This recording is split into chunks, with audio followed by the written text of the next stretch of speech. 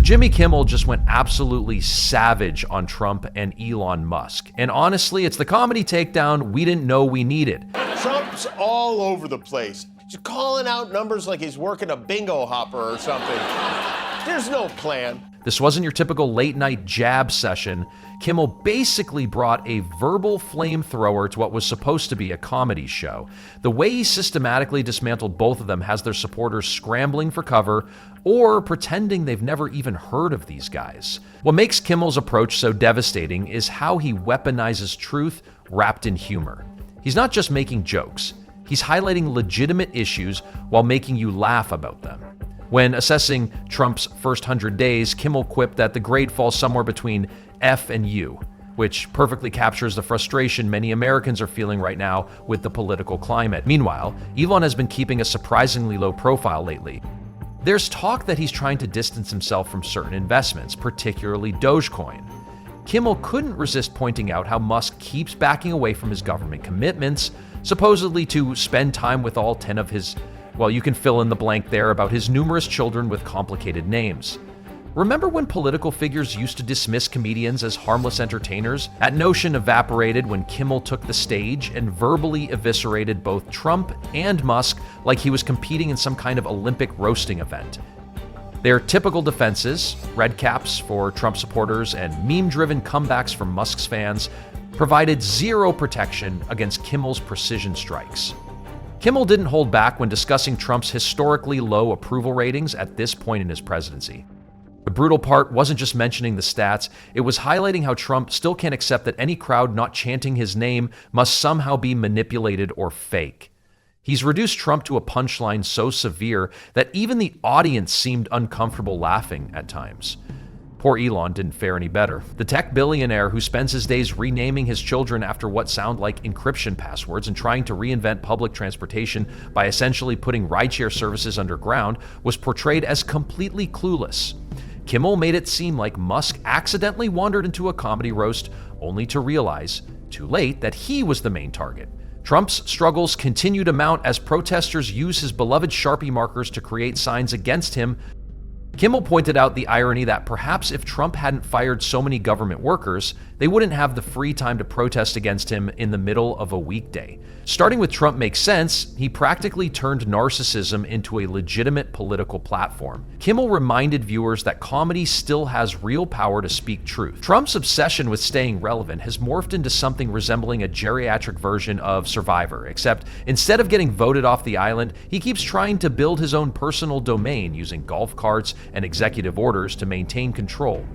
One particularly stinging observation was about Americans increasingly relying on short-term loans just to afford groceries, definitely not what voters had in mind. When Trump promised to, quote, lower prices on day one, Kimmel methodically went through Trump's greatest hits, from classified document scandals to baseless voter fraud claims, and those campaign rallies that function more like therapy sessions for airing grievances. All of these were expertly dissected under Kimmel's comedic analysis. The man who once promised to drain the swamp now appears to be doing laps in it, only coming up for air to post all-caps rants or promote conspiracy theories as if they're flavor options at an ice cream shop. A polling statistic revealed that 52% of Americans agree Trump is a dangerous dictator whose power should be limited before he destroys American democracy. Kimmel dryly noted, yes, we really need to stop him before he becomes president, highlighting the absurdity of our current situation.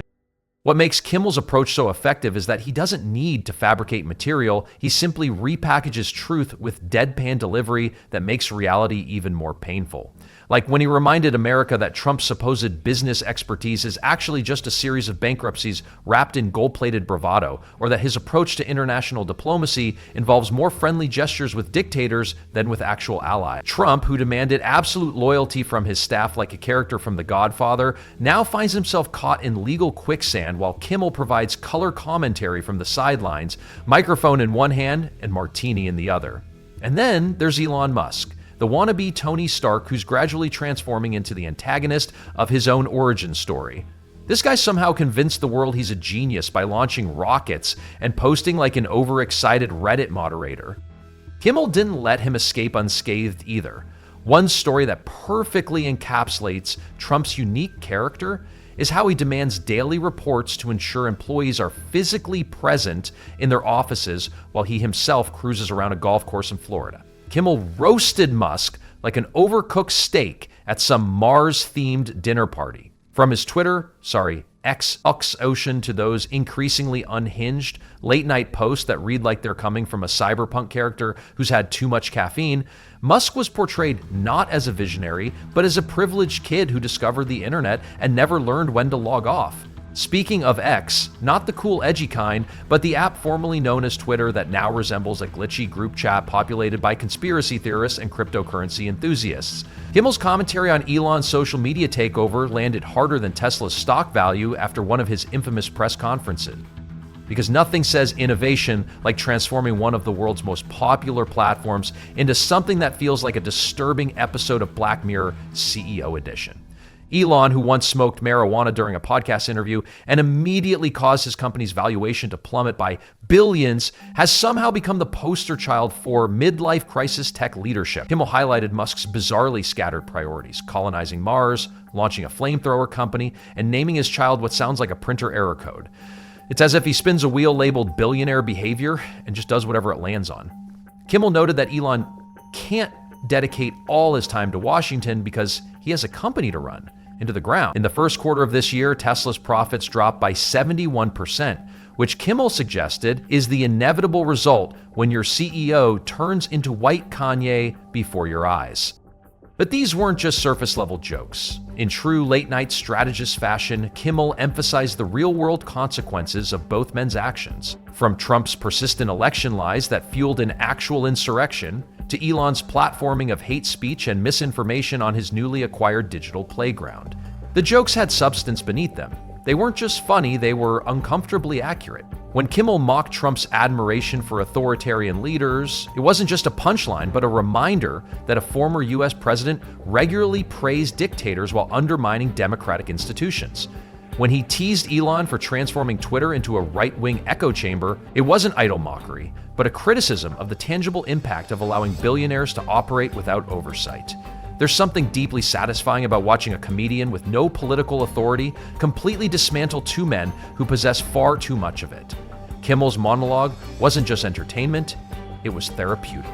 It served as a cultural pressure release in a world where billionaires act as kingmakers, and democracy feels like it's being auctioned to the highest bidder or whoever tweets the loudest.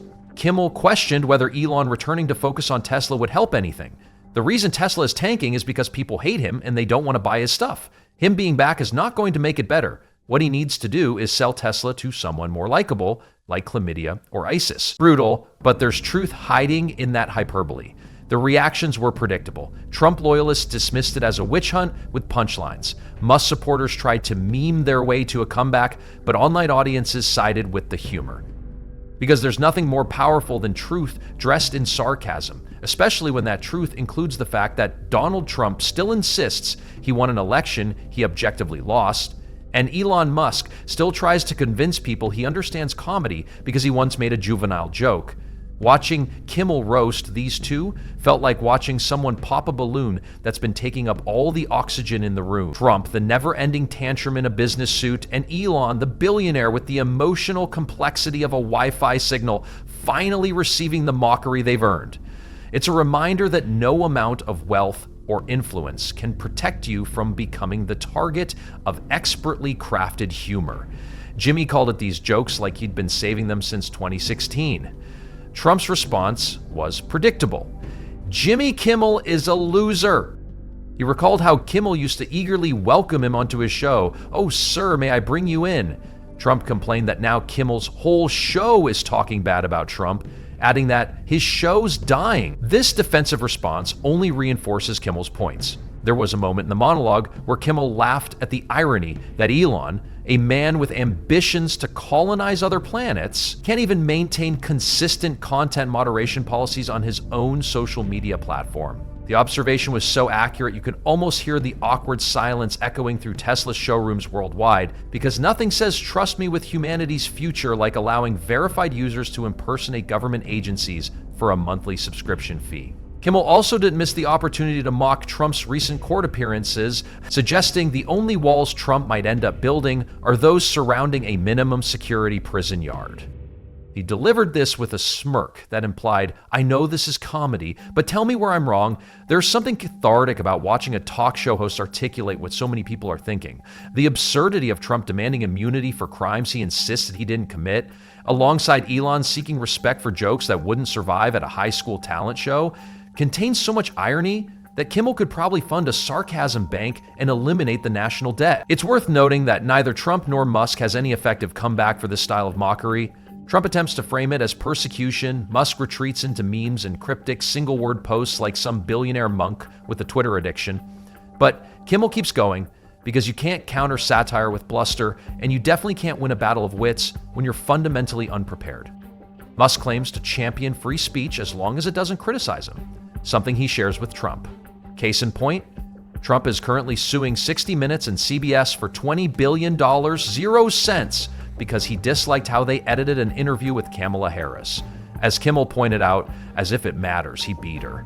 She's gone, yet Trump remains fixated on perceived slights. After Kimmel shared some thoughts about missing democracy, Elon responded by tweeting, "Kimmel is an insufferable nonsense propaganda puppet. Kimmel's comeback was simple but devastating. At least my children like me." That's the difference between professional comedy and amateur attempts. One lands, the other flounders. Ultimately, Kimmel's monologue felt less like a comedy segment and more like a roast eulogy for two men who once dominated headlines, but now mostly dominate group chats and parody accounts. Trump, who labeled himself a stable genius, now primarily calls his lawyers. Elon, who promised to save the world, now seems mainly interested in arguing with verified users online. Perhaps that's the beauty of comedy in times like these. It strips away pretense, personality cults, and empty PR statements, replacing them with something more honest, laughter, disbelief, and a glimmer of hope that someone still recognizes absurdity for what it is. And the next time Elon posts something cryptic at 2 a.m. or Trump holds a rally listing grievances, like he's auditioning for Grumpy Old Men 3, remember that Jimmy Kimmel is waiting, pen in hand, ready to dismantle it all, one punchline at a time.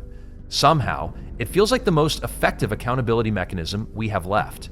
60% of economists predict a high or very high chance of recession, causing the president to distance himself from his own administration.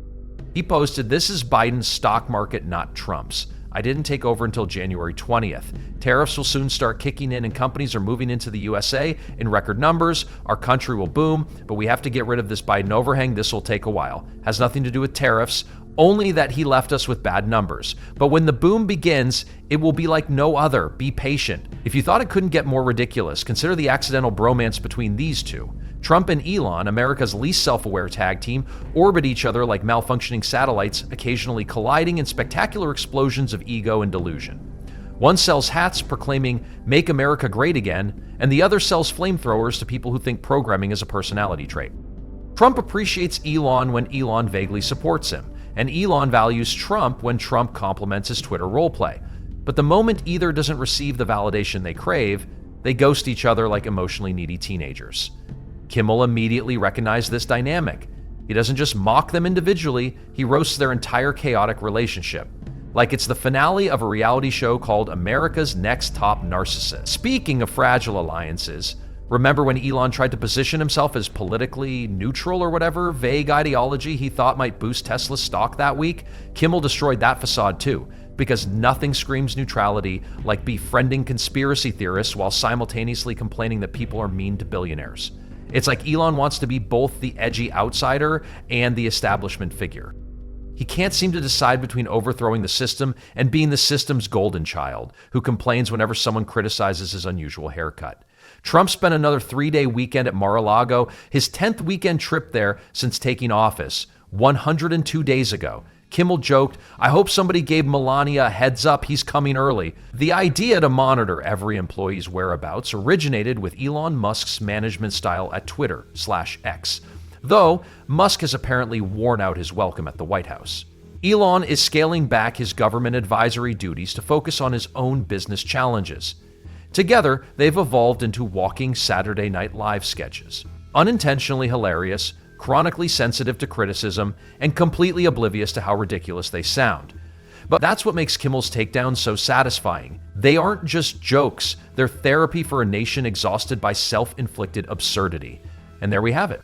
2 billionaires, one late-night takedown, and a country laughing through the chaos. When reality feels increasingly like satire, we should thank Jimmy Kimmel for confirming that it is.